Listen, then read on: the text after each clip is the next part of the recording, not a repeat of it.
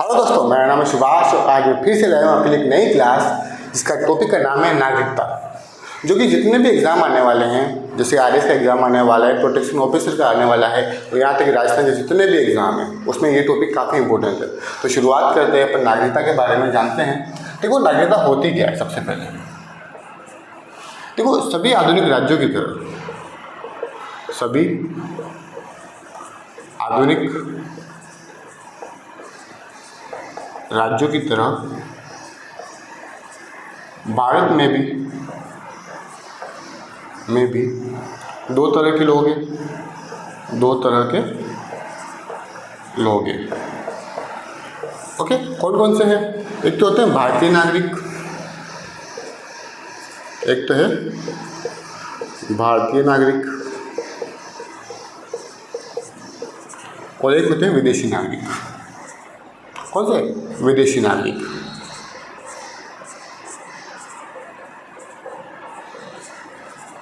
और जो भारतीय नागरिक हैं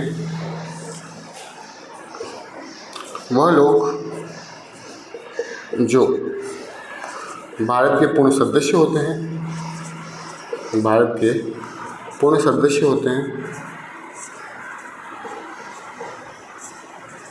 तथा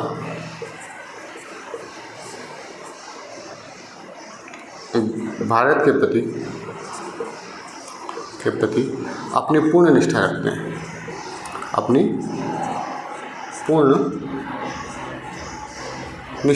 हैं, तथा इन्हें नागरिक तथा राजनीतिक अधिकार प्राप्त होते हैं।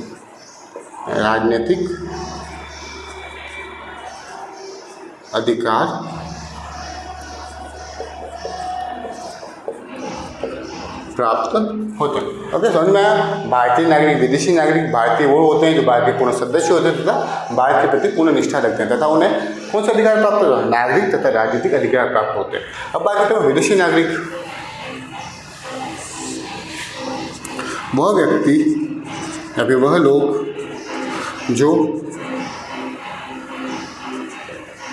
अन्य राज्यों के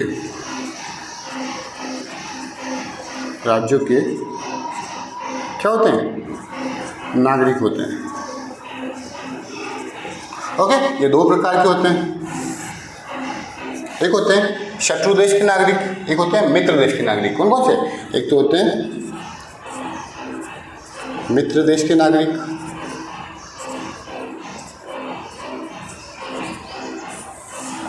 एक होते हैं शत्रु देश के नागरिक।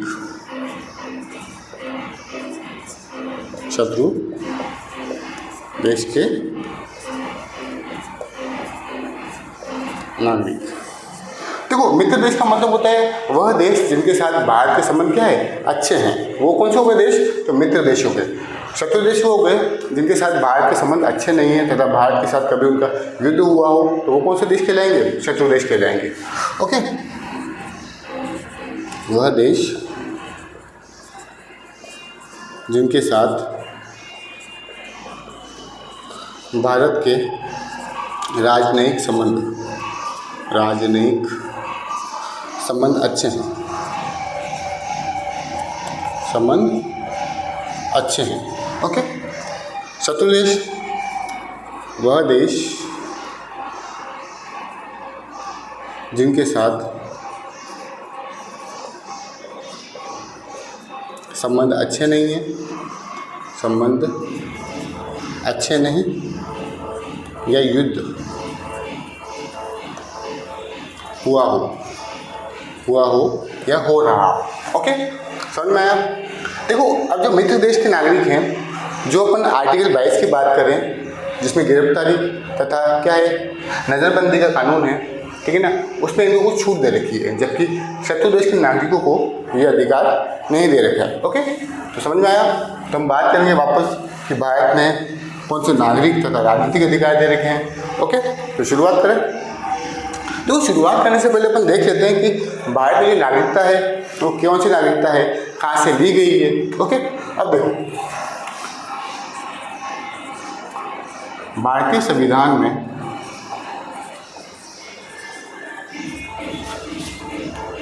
एकल नागरिकता का प्रावधान है। कौन सा?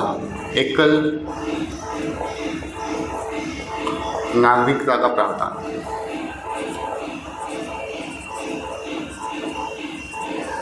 यानी देखो कोई जैसे पंजाब का है, जैसे कोई राजस्थान का है, कोई यूपी का है, तो इसका मतलब ये नहीं कि वो यूपी का नागरिक है। नहीं, हम आम बोलचाल में कह देते हैं हाँ कि वो यूपी का है, ये राजस्थानी है, वो पंजाबी है, तो नहीं, लेकिन वो नागरिक कौन सा है? तो वो भारतीय नागरिक है। ओके।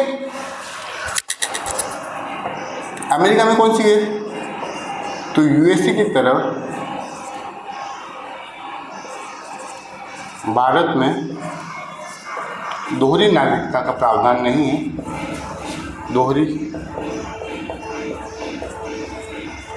का प्रावधान नहीं है। ओके। भारत में यह प्रावधान कनाडा के संविधान से लिया गया है। कनाडा के संविधान से लिया गया है।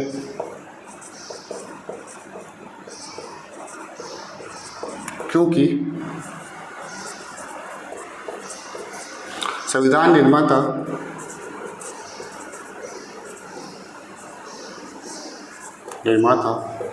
भारत को एकता तथा बंधुत्व के सूत्र में बांधना चाहते थे। सूत्र में बांधना चाहते थे। ओके, तो ये होगी अपनी एक्स्ट्रा बातें। ओके, अब हम आगे बात करेंगे वापस। तो इस भारतीय नागरिक के कुछ अधिकार कौन से हैं? ओके, उनकी बात करेंगे अपन। शुरू करें।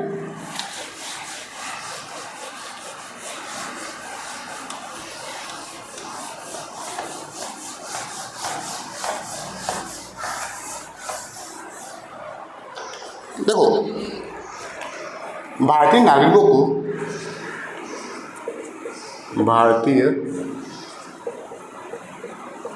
नागरिकों को संविधान द्वारा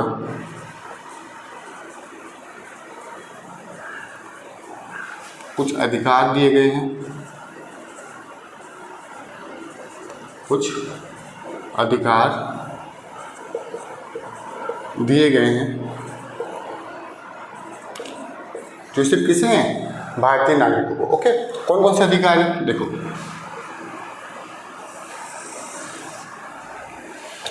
एक तो है आर्टिकल 15। आर्टिकल 15 इसमें क्या उल्लेखित है? देखो, इसमें उल्लेखित है धर्म, मूलवंश, जाति, लिंग, जन्म स्थान के आधार पर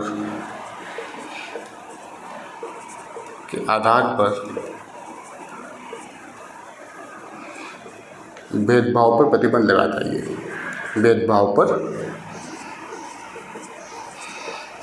प्रतिबंध लगाता है। उसके बाद इसमें बात करें कि आर्टिकल 16 की, इसमें क्या है? लोक नियोजन में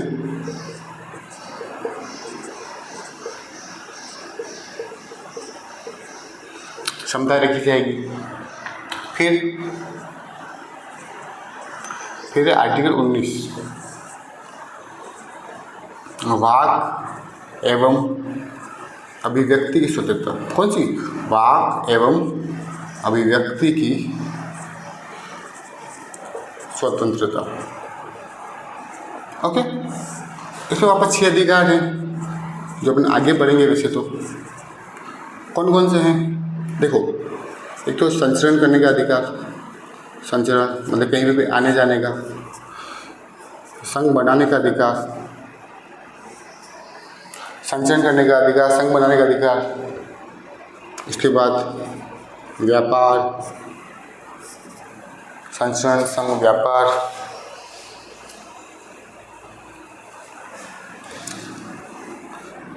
संघ, संचरण, निवास, व्यवसाय, अधिकार, इसमें अधिकार दे रखे। ओके, आगे हम और डिटेल से चर्चा करेंगे। ओके, फिर बात कर रखे हैं इसमें आर्टिकल 29-39 में, इसमें क्या है, धार्मिक स्वतंत्रता की बात कर रखी है। किसकी? धार्मिक स्वतंत्रता की बात कर रखी है। ओके, तो ये तो हो गए मूल अधिकार, मतलब कि वो अधिकार जो सिर्फ किसको प्राप्त है, नागरिक को, भारतीय नागरिक को प्राप्त है, किसी अन्य को नहीं। ओके, फिर हम बात करेंगे अब कुछ और भी अन्य अधिकार है, तो ये आपने लिख लिया हो तो आगे चले अपन।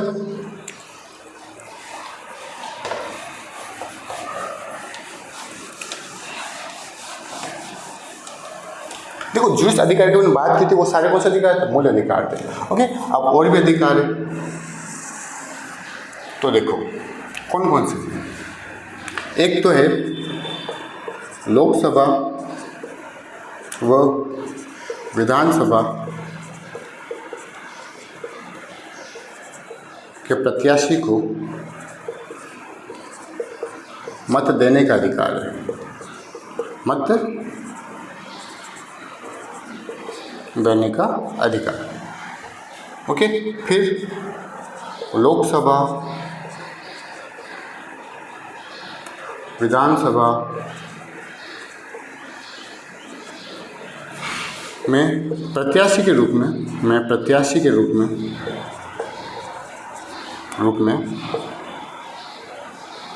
चुनाव लड़ने का अधिकार है। चुनाव लड़ने का अधिकार।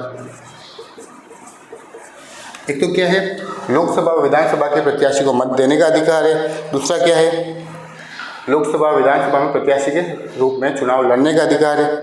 ओके, या फिर लोकसभा, यहाँ पे ये भी कर सकते हो संसद, क्या संसद, और यहाँ कर देना विधानमंडल। ओके, और सेम बात यहाँ पे भी, ये संसद और ये विधान मंडल। ओके, जिसमें दोनों आ गई है। ओके, संसद में लोकसभा और राज्यसभा आ गई है, विधानमंडल में विधानसभा और विधान परिषद दोनों आ जाती है। ओके, और क्या है, उसके बाद सार्वजनिक पदों पर जाने का अधिकार है। किस पे? सार्वजनिक पदों पर जाने का अधिकार है।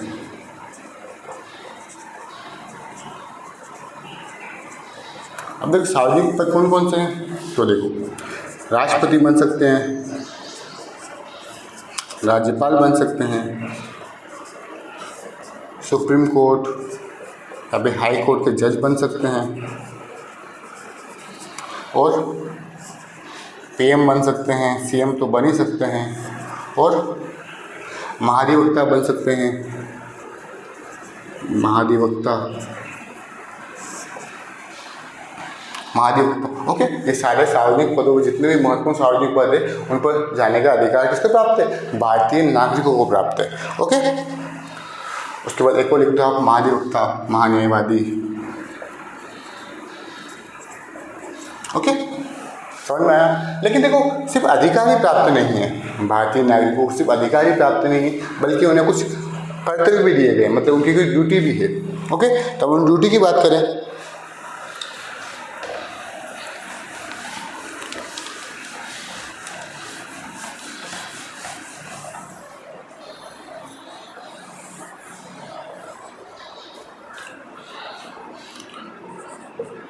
भारतीय नागरिकों को सिर्फ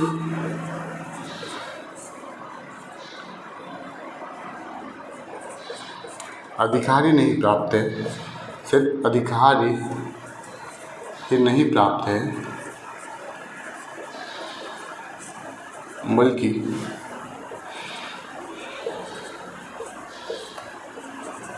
कुछ कर्तव्य भी है। कौन से कर्तव्य? एक तो है कर देना, यानी कि टैक्स देना। ओके, दूसरा राष्ट्र के प्रति पूर्ण निष्ठा रखना।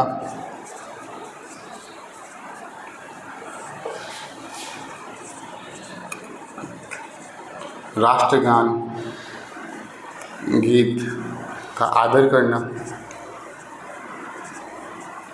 ओके, ये सब क्या है, भारतीय नागरिकों के कर्तव्य भी है।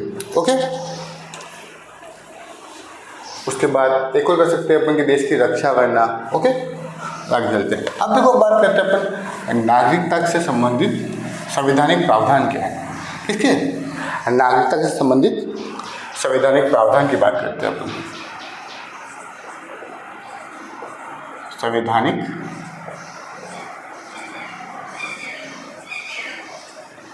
प्रावधान, तो देखो संविधान के भाग 2 में,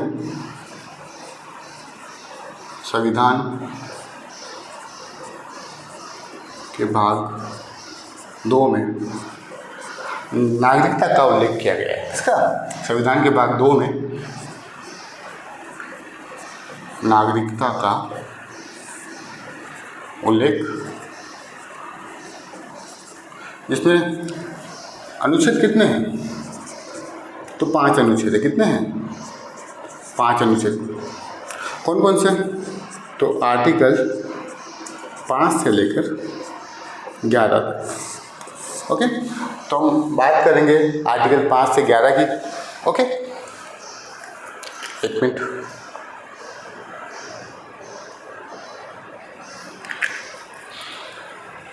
ओके, देखो उससे पहले देखो आप, भारतीय संविधान सभा ने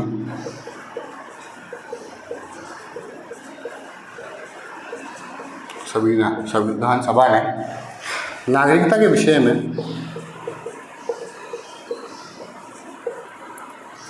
सभी प्रावधान नहीं किए गए हैं, सभी प्रावधान नहीं किए गए हैं, बल्कि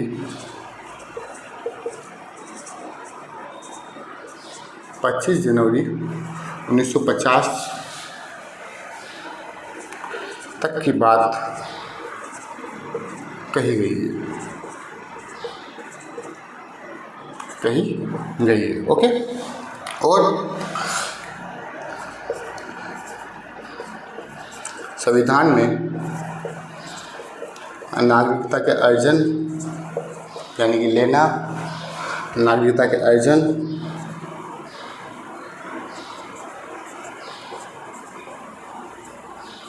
तथा क्या बोलते हैं, हाँ, अर्जन तथा त्याग की बात नहीं की गई है, नहीं की गई है। ओके, किसमें गई है, कल अपन एक क्लास लेंगे उसमें बात करेंगे। ओके, ठीक है ना, बात नहीं की। ये सभी अधिकार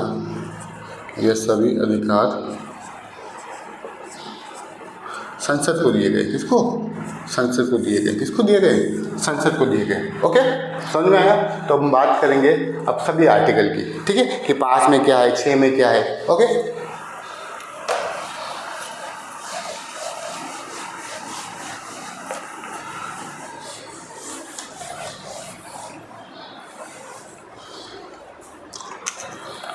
किसमें बात कर रखी है, तो भाग 2 में कितने अनुच्छेद हैं, तो 5 से लेकर 11 तक।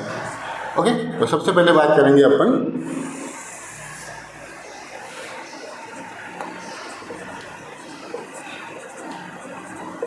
अनुच्छेद 5 की। किसकी, अनुच्छेद 5 की। देखो अनुच्छेद 5 में क्या गया है, क्या है अनुच्छेद 5 में, कहाँ गया है ये देखो आप। तो सबसे पहले देखो इसमें कहा, एक व्यक्ति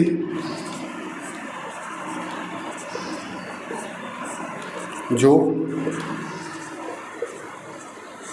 भारत का मूल निवासी है, भारत का मूल निवासी है, वह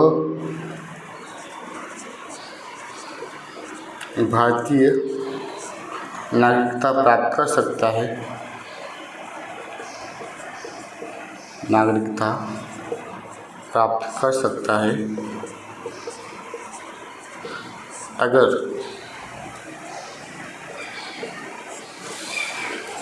वह निम्न 3 शर्तों में से एक शर्त पूरी करता हूँ। निम्न 3 शर्तों में से एक शर्त पूरी करता हो। ये डिट्टो मैं बता रहा हूँ, वो संविधान में लिखा गया है। ओके, क्या है 3 शर्त? एक तो उसका जन्म भारत में हुआ हो, उसका जन्म भारत में हुआ हो,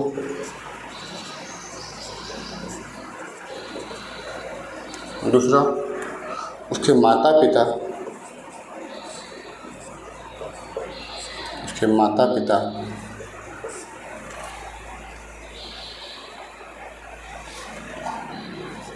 में से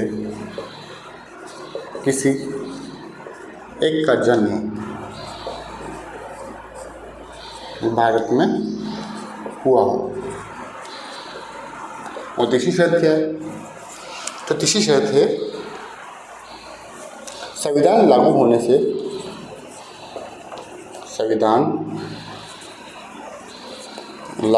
से 5 वर्ष पहले से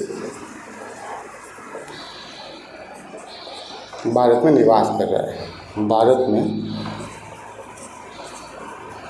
निवास कर रहा है, तो क्या बन सकता है? भारत का नागरिक बन सकता है। ओके, ये तो है आर्टिकल 5 की बात। अब हम बात करेंगे आर्टिकल 6 की। अभी अनुच्छेद 6 की। अनुच्छेद 6 में क्या कहा गया है? देखो, आर्टिकल 6 में क्या हो गया है? देखो, वह व्यक्ति जो पाकिस्तान से भारत आया हो, कहाँ से आया हो? पाकिस्तान से भारत आया हो, ठीक है, लेकिन कब तक?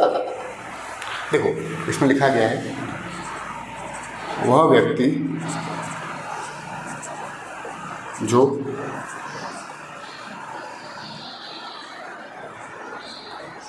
पाकिस्तान से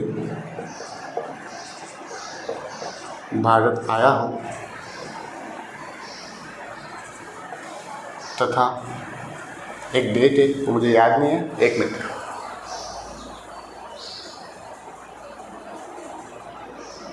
आया हो तथा उसके माता पिता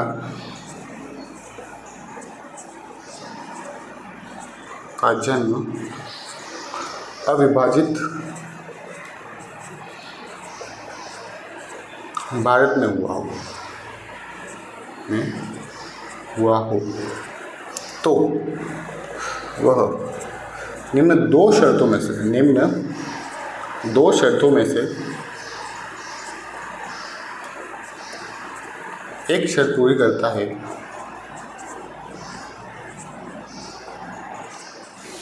तो वो भारत का नागरिक बन सकता है, तो वह भारत की नागरिकता प्राप्त कर सकता है।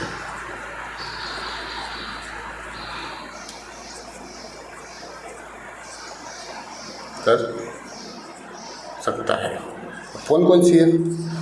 तो देखो, वह व्यक्ति जो पाकिस्तान से भारत आया हो तथा उसके माता पिता का जन्म कहाँ हुआ हो? अविभाजित भारत में हो। इनमें से निम्न में से 2 में से कोई एक शर्त पूरी करता हो तो भारत का नागरिक बन सकता है।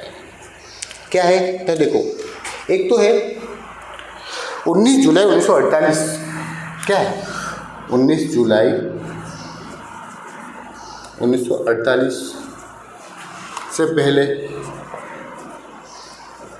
वह भारत आ चुका हो, ठीक है। उसके बाद दूसरी है, अगर वह 19 जुलाई 1948 के बाद भारत आया हो और लगातार 6 माह तक भारत में निवास कर रहा हो। ओके, उसके लिए और क्या है? उसके बाद एक है उसे नागरिकता का पंजीकरण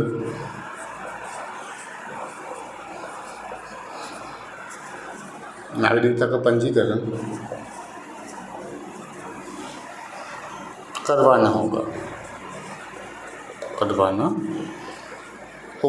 ओके, समझ में आया?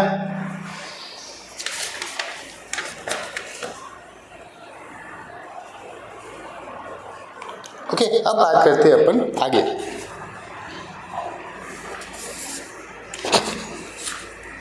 ओके, आगे हम बात करेंगे आर्टिकल किसकी, 7 की।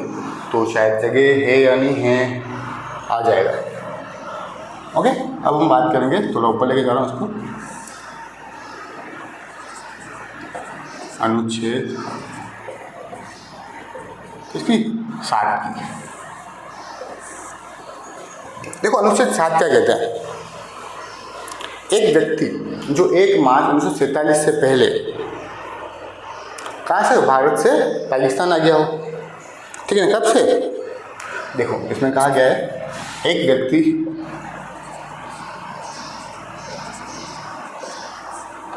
जो 1 मार्च 1947 से पहले भारत से पाकिस्तान चला गया हो, भारत से पाकिस्तान चला गया हो, चला गया हो, और फिर वह वापस भारत में आ गया हो, तो वह भारत का नागरिक बन सकता है, भारत का नागरिक बन सकता है। लेकिन उसके लिए भी क्या है, 6 माह तक भारत में निवास करना, 6 माह तक भारत में निवास प्लस पंजीकरण आवश्यक है। ओके, समझ में आया? देखो 5 में क्या है, भारत का ही नागरिक है वो, माता पिता सब कहाँ है, भारत में ही। 3 शर्तें क्या है, जन्म और खुद ही कहाँ पैदा हुआ हो, भारत में, माता पिता में से कोई एक भारत में, और एक क्या है, संविधान लागू होने से 5 वर्ष पहले वो कहाँ रह रहा हो, भारत में। एक व्यक्ति जो पाकिस्तान चला गया हो, ठीक है, पाकिस्तान से एक व्यक्ति जो पाकिस्तान से भारत आया हो, ठीक है ना, या फिर उसके माता पिता अविभाजित भारत में उनका जन्म हुआ हो। 2 शर्तें हैं, 19 जुलाई 1948 से पहले वो भारत आ चुका हो, या फिर 19 जुलाई 1948 के बाद वो भारत आया हो और लगातार 6 माह तक भारत में रह रहा हो, तो वो क्या बन सकता है, भारत का नागरिक। और एक व्यक्ति है जो पहले भारत में था, कहाँ चला गया हो, फिर वो पाकिस्तान चला गया, फिर वो पाकिस्तान कुछ दिन रहा और वापस वो भारत आ गया। लेकिन ये सब कहानी कहाँ से है, 1 मार्च 1947 से पहले की है। ओके, अब हम बात करेंगे किसकी, आर्टिकल 8 की, अनुच्छेद 8। ओके, समझ में आया? यहाँ तक कहानी लिख लो, स्क्रीनशॉट ले लो। ओके,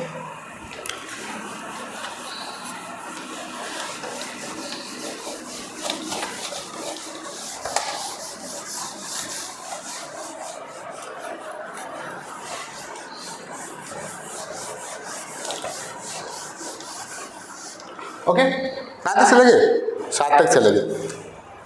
अब बात करेंगे अपन अनुच्छेद 8 की। अनुच्छेद 8 की, देखो वह व्यक्ति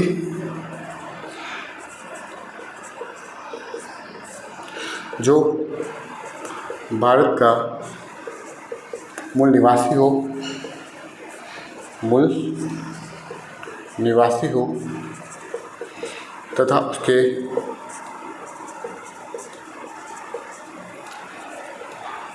माता पिता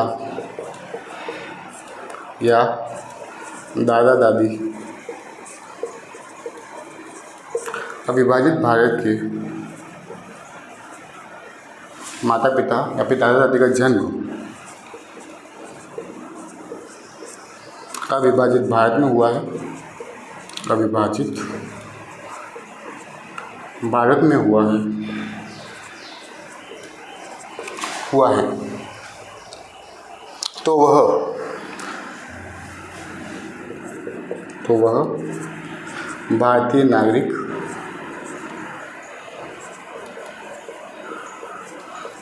बन सकता है। कैसे? तो देखो दो तरीके इसमें भी, इसमें दो तरीके कौन से हैं? एक तो है पंजीकरण के द्वारा, पंजीकरण के द्वारा, ओके। एक है पार्षदीय प्रतिनिधि के रूप में, पार्षदीय प्रतिनिधि के रूप में आवेदन किया हो, में आवेदन किया हो, ओके। एक तो पंजीकरण के द्वारा, एक होता है पार्षदीय प्रतिनिधि के रूप में आवेदन किया हो तो भारतीय नागरिक बन सकते हैं। अब देखो इसमें पंजीकरण में कुछ दे रखा है, एक और राजनयिक, हाँ कूटनीतिक, कौन सा पंजीकरण है तो इसमें ध्यान रखना कूटनीतिक के पंजीकरण, क्योंकि डिक्टो लाइन पूछ देते हैं तो उसके लिए ध्यान रखना, ओके। तो भारतीय नागरिक बन सकते हैं, ठीक है। अब ये व्यवस्था क्यों अपनाई गई है? तो भारत के मूल निवासी है ना, उनको भारत का नागरिक बनाना है तो, ओके। अब देखो आपने देखा होगा 5 में क्या था, 6 में क्या था, 7 में क्या था, 8 में क्या था। देखो भारत के निवासी है, ठीक है ना, भारत में ही है, ठीक है ना, क्या है, जन्म भारत में हुआ हो, माता पिता में से कोई एक भारत का हो, या फिर 5 वर्ष पहले से भारत में रह रहा हो। एक कौन है, पाकिस्तान का हो, यदि उसके दादा दादी सॉरी माता पिता में से कोई एक जन्म कहाँ हुआ, भारत में हुआ हो, ठीक है ना। शर्त क्या है 1948 वाली, याद कर लो, अप्रैल में, ठीक है ना। तो वहाँ चला गया, वापस आ गया, ठीक है। उसने क्या है, पहले तो रहता था भारत में, अभी चला गया पाकिस्तान, और 3 मार्च 1948 से पहले 47 से पहले कहाँ गया, वापस भारत आ गया, ओके। और 6 माह रह रहे तो वो कहाँ बन सकता है, भारत का नागरिक। एक है भारत का मूल निवासी, उसके दादा दादी मम्मी पापा वो सब कहाँ है, भारत के मूल निवासी, तो भी वो भारत का नागरिक बन सकता है, ओके। किसके द्वारा तो बन सकता है, वो पंजीकरण के द्वारा, वो पार्षद प्रतिनिधि के रूप में आवेदन करके वो भारतीय नागरिक बन सकता है, ओके। अब बात करते हैं अपन आगे, आर्टिकल या फिर अनुच्छेद 9 की बात करते हैं अपन। किसकी बात करेंगे अपन, अनुच्छेद 9 की बात करेंगे।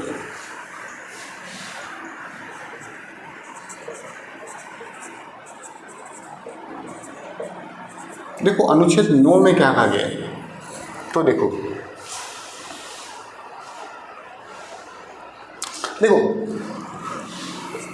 भारत का वह भारतीय नागरिक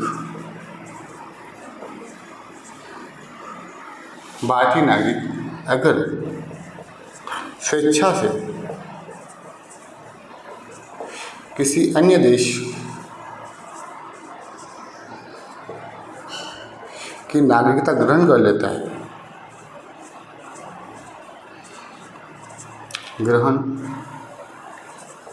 है, तो वो भारतीय नागरिक नहीं रहेगा, तो वह भारतीय नागरिक नहीं रहेगा, ओके। अब बात करते हैं आर्टिकल या फिर अनुच्छेद किसकी, 10 की। देखो उसके बाद लास्ट में बात करेंगे अपन अनुच्छेद 11 की, ओके। अनुच्छेद 10 में कहा गया है, ठीक है। सबसे पहले बात करते हैं आर्टिकल 10 कहता क्या है, तो देखो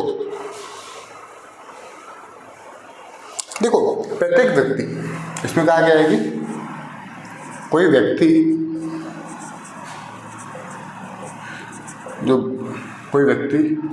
भारतीय नागरिक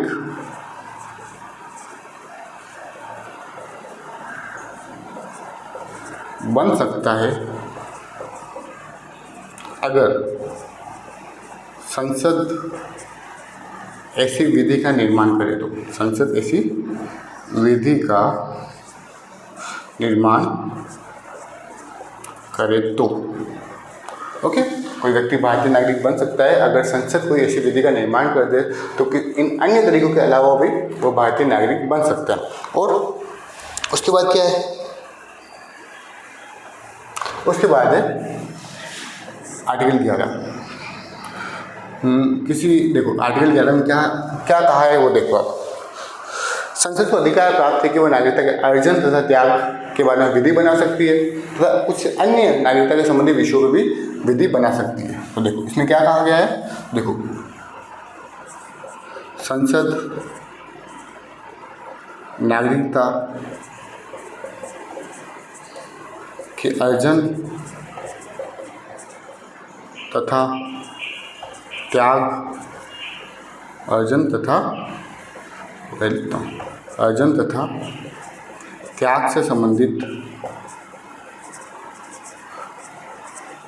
प्रावधानों पर विधि बना सकती है तथा नागरिकता से जुड़े अन्य विषयों पर भी विधि बना सकती है,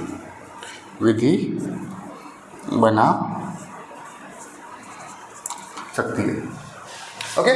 तो ये तो हुए अपने सभी नागरिकता के संवैधानिक प्रावधान, कहते किसे हैं, सब कुछ, ओके। तो इसी के साथ अपन क्लास समाप्त करते हैं और कल हम बात करेंगे संसद ने कौन सी विधि बनाई है जिसमें हम किसी और अन्य तरीके से भारत की नागरिकता प्राप्त कर सकते हैं, कैसे नागरिकता त्याग हो सकती है या फिर छीनी जा सकती है नागरिकता, उन सब की बात करेंगे आगे, ओके। तो कल हम पढ़ेंगे नागरिकता अधिकार 1955 के बारे में, ठीक है, नागरिकता अधिनियम 1955 के बारे में कल अपन चर्चा करेंगे, तो डिटेल से हम बात करेंगे उसके बारे में भी, ठीक है ना।